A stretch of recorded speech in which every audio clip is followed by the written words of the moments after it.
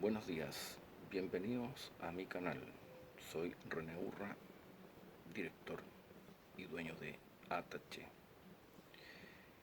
Mi empresa está hoy ocupada en un nuevo campo que se llama protección sanitaria. Y esto obviamente tiene mucho que ver con varias actividades humanas y en especial al cual me voy a referir en este video se refiere a la educación. Contexto. Bueno, 1 de marzo, de vuelta al colegio y de manera presencial.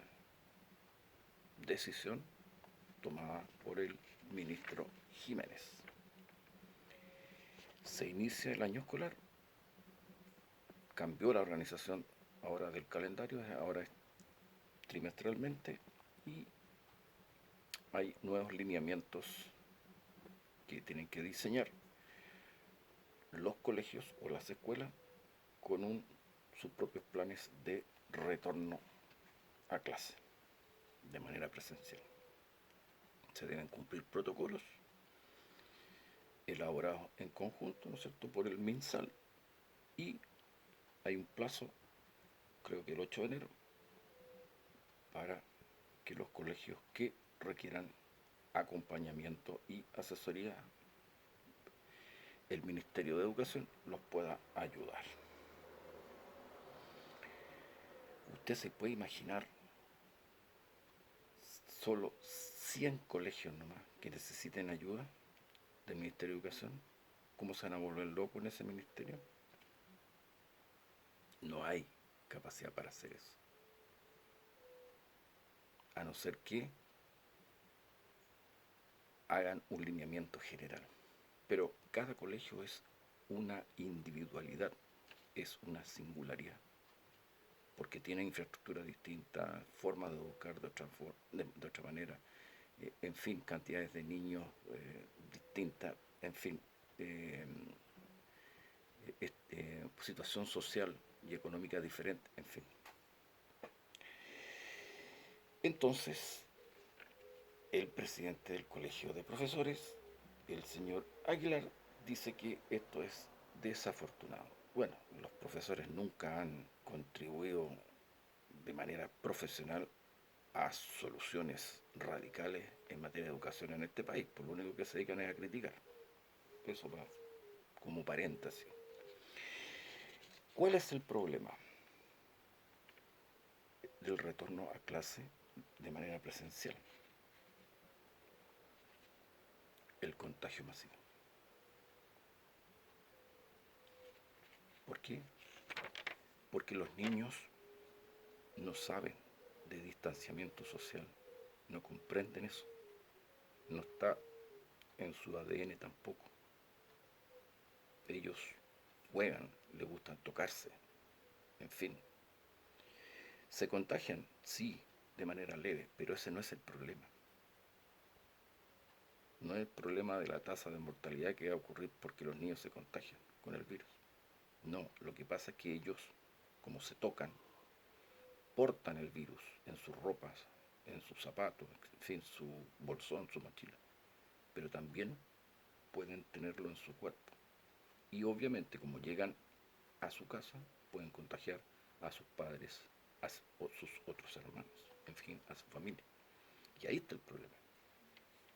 Entonces, ¿cómo hacemos para que esos niños puedan ir seguros a una clase presencial, a su escuela o su colegio?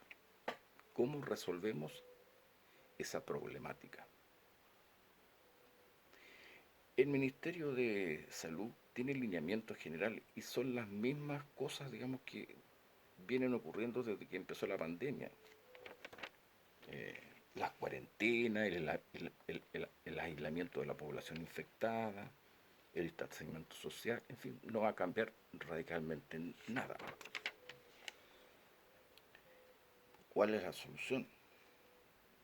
No existe una solución ideal, pero sí existe una solución óptima.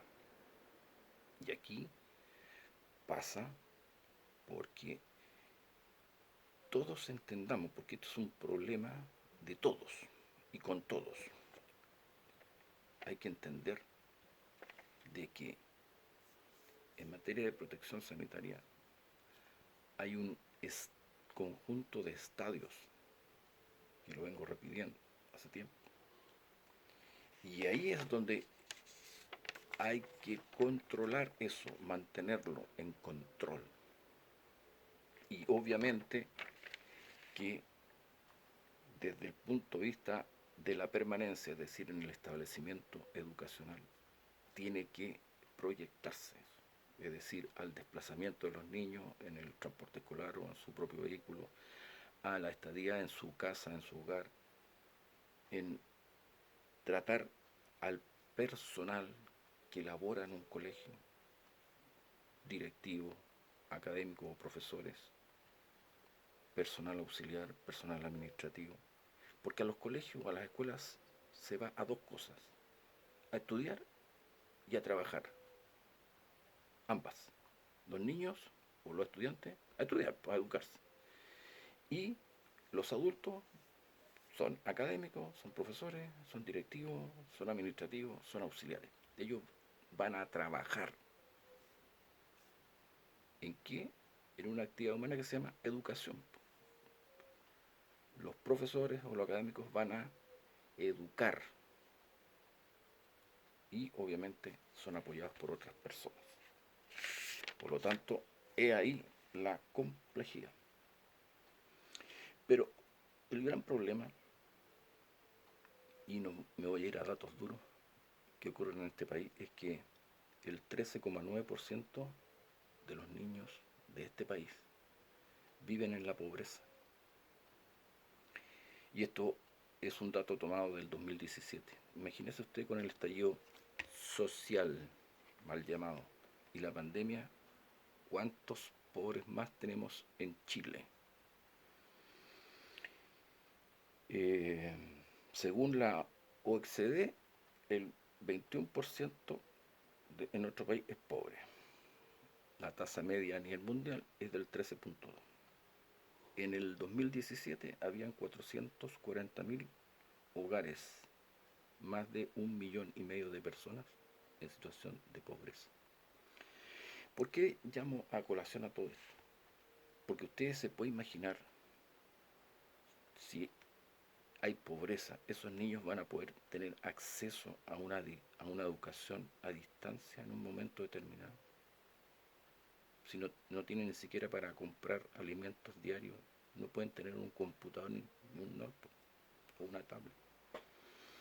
Y esos hogares, por lo general, hay 2, 3 niños. Ahí es donde tiene que venir el gobierno y el Estado. Y por otro lado, la Internet en este país tiene que tener una prioridad hacia la educación. Debe ser gratis para todos esos niños que están en una situación desmejorada. Bueno, ese es otro tema, ¿no? Pero bueno. Por otro lado, no hay una manera en que todos los niños vayan al colegio al mismo tiempo, porque ahí sí que se van a contagiar de manera grupal. Por lo tanto, eso va a tener que ser regulado de alguna manera. Por lo tanto, va a tener que haber una forma de educación online, como ha pasado todo este año, los niños frente a una pantalla, y semipresencial, es decir, van a tener que ir en grupos, porque el niño necesita estar con otros niños. Eso es innegable. Bueno, ahí es donde hay que aplicar protección sanitaria y que debe acompañar a otra cosa, que la única manera de poder resolver este tema, el secreto está en cambiar la forma de educar y de trabajar dentro de un establecimiento educacional, dentro de un colegio. Y el niño debe cambiar sus hábitos de educarse. Bueno, ¿para qué hablar, digamos, de cómo está la educación en Chile? Es un desastre, digamos. No lo digo yo, sino que lo dicen expertos internacionales. Yo les sugiero que visiten un canal de YouTube de un español muy interesante que habla de que los niños nacen genios y los adultos los vuelven estúpidos. Y lo que se trata acá es que hay que cambiar los paradigmas de cómo estamos educando a los niños. De ahí parte el problema. Ahora, ¿hay tiempo para eso? No hay tiempo para hacer eso. Es sobre la marcha. Pero sí se puede hacer algo desde aquí hasta el 1 de marzo. Como, por ejemplo, en la forma de educar y trabajar sí se pueden hacer cosas. Y obviamente acompañado por la protección sanitaria. En cada colegio, en cada escuela tiene que haber un maestre en protección sanitaria que controle, supervise todo lo que tenga relación con las medidas de precaución para que el niño no se contagie. Y lo otro es que la comunidad escolar, es decir, padres, apoderados, esas tías que llevan los niños al colegio en sus vehículos, que se llaman amarillos, todo el personal, digamos, de apoyo a la educación, auxiliares, etcétera, administrativos, más el cuerpo de académicos y de profesores, más los directivos, tienen que ponerse de acuerdo, tienen que organizarse para que el colegio, la escuela, sea una burbuja sanitaria. Sí, yo como especialista puedo decir que una instalación se puede convertir, es posible convertirla en una burbuja sanitaria, siempre y cuando ocurran dos cosas. Primero, que hay que invertir en protección sanitaria. Y lo segundo, disciplina, autodisciplina. Nadie puede bajar la guardia y decir, ya, el virus se terminó, se fue, desapareció como ocurrió con la gripe española. No, el virus está, existe, mata personas.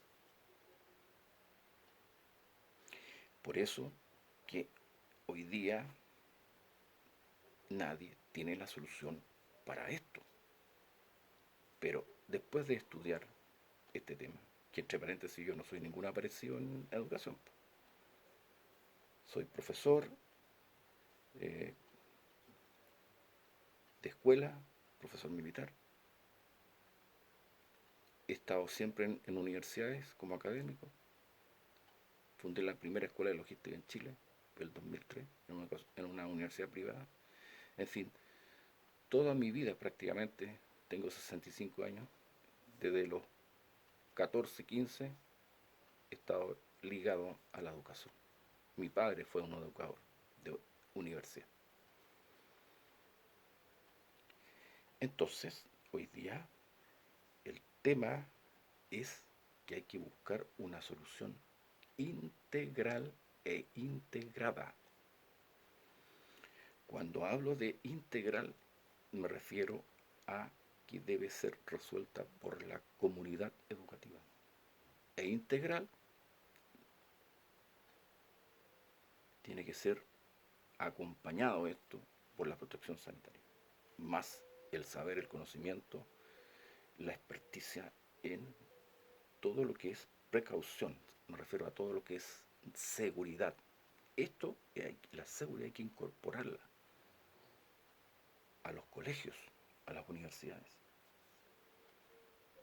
La pregunta es, ¿cómo hay que invertir en tecnología para poder crear burbujas sanitarias? ¿Quién lo paga? Si hay colegios municipalizados que viven en una pobreza franciscana porque se han robado la plata o la destinan para otros ítems. Bueno, vamos a seguir conversando sobre esto y hablando más específicas de cosas más puntuales, porque ya el video pasa los 15 minutos y tengo solamente 16. Que tengan buen día.